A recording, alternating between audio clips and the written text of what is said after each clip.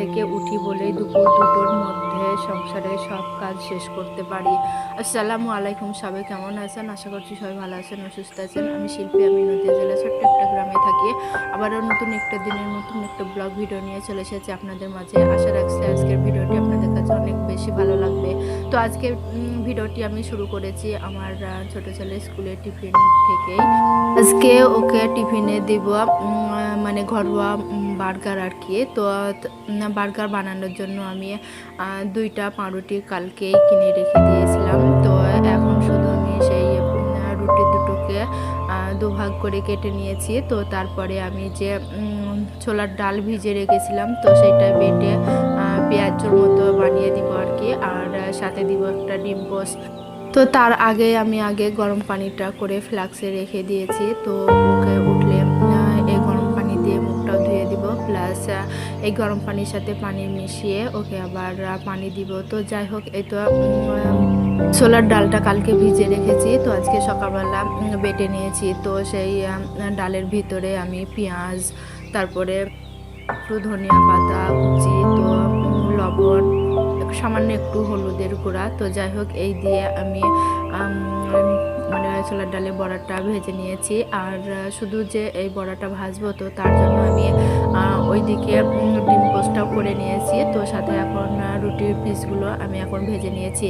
আর এই তো ভাজার পরে উপরে একবার করে এই সস দিব, তো তারপরে ডিম পোস্টটা দিব। তো তারপরে আমি ডালের বড়িটা দিয়ে আবার একটা যে রুটি আছে, তো সেইটা দিয়ে দিব। তো এইভাবেই আমি মানে ঘরোয়া বার্গারটা বানিয়েছিলাম। তো খেতে খুবই ভালো হয়েছিল।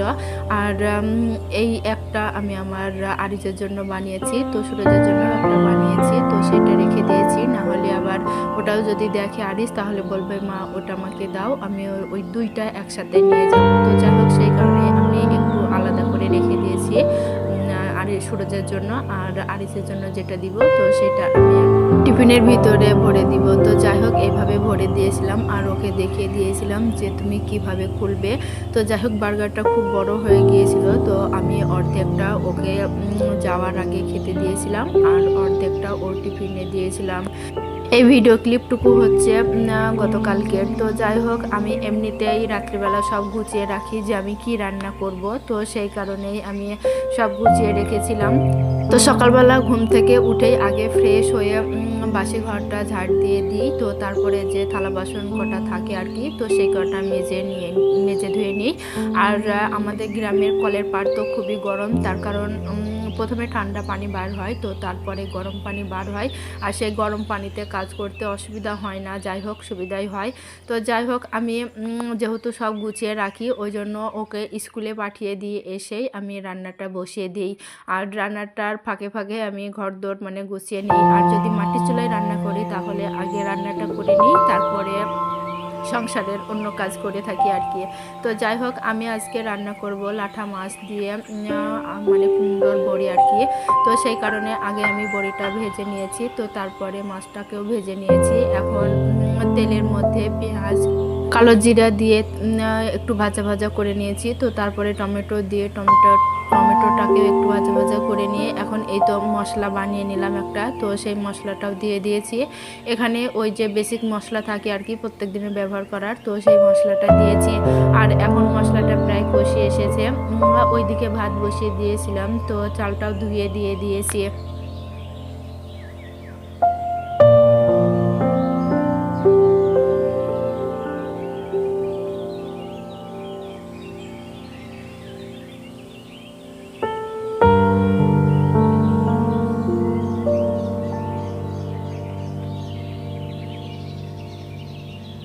মশলাটা আমার কষানো হয়ে গিয়েছে, এখন বড়িগুলো আরেকবার দিয়ে দিব মশলার ভিতরে। তো একটু নাড়াচাড়া করে ঝোলের জন্য পানি দিয়ে দিব। আর যেহেতু কুমড়োর বড়ি, তো একটু মানে হতে দেরি হবে, সিদ্ধ হতে একটু দেরি হবে, তো সেই জন্য আগে আমি পানিটা দিয়ে দিয়েছি। তো বড়িটা হাফ সিদ্ধ হয়ে গেলে তারপরে আমি মাছগুলো দিয়ে দিব।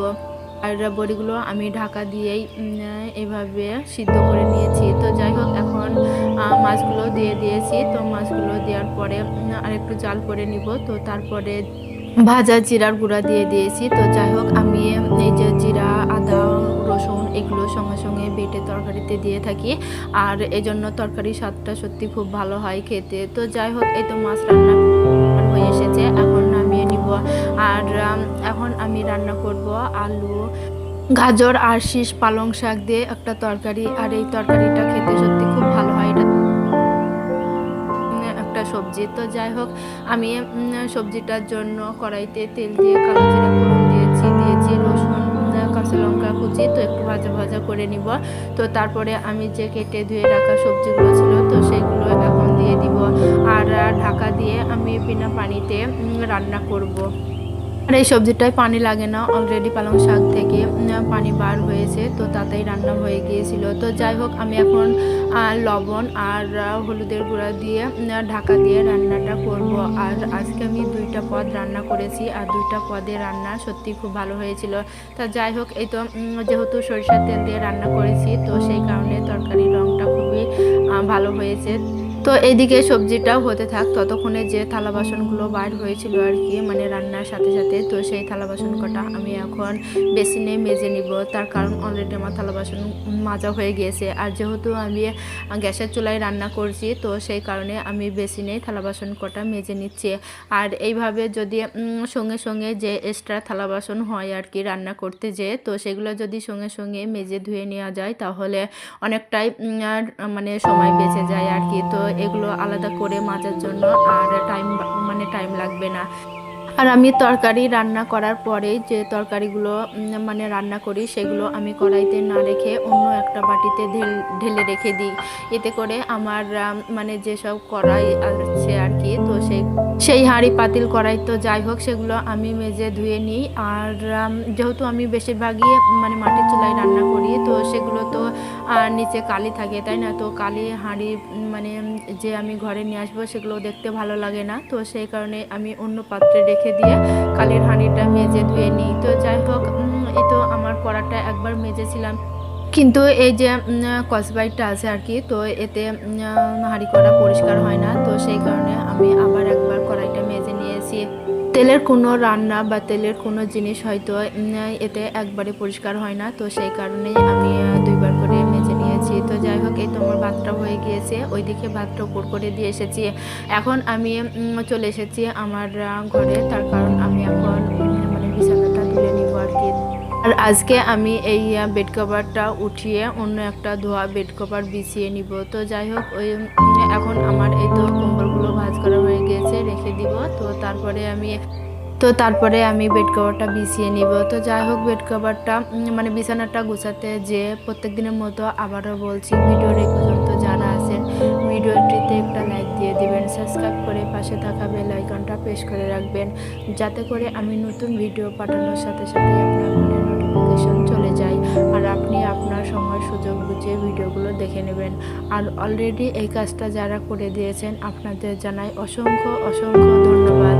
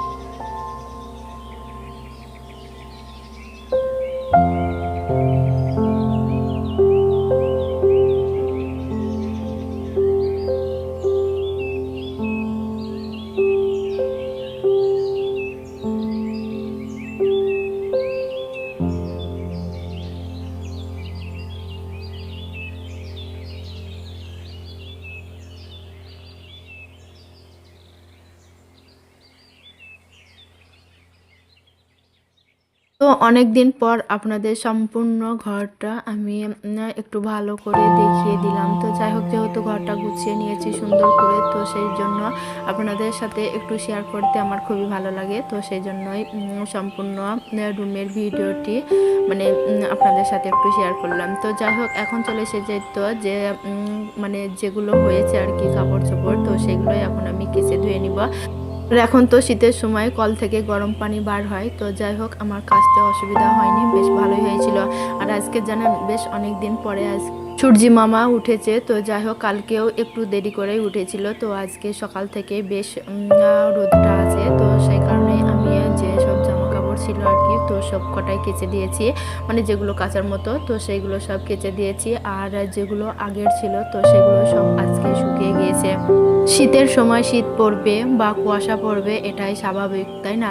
কিন্তু যদি রোদ না ওঠে তাহলে ভালো লাগে না। তো শীত কুয়াশা এর মধ্যে যদি রোদটা ওঠে তাহলে হয়তো কাজ করতেও ভালো লাগে, আবার কোথাও বেড়াতে যেয়েও ভালো লাগে। তো যাই হোক, শীতের মধ্যে আর যদি কুয়াশা থাকে সবসময় যদি এরকম হাওয়া দেয় তাহলে কি আর ভালো লাগে? বা কোনো মানুষ বা পশু পাখি এরা কি সুস্থ থাকে?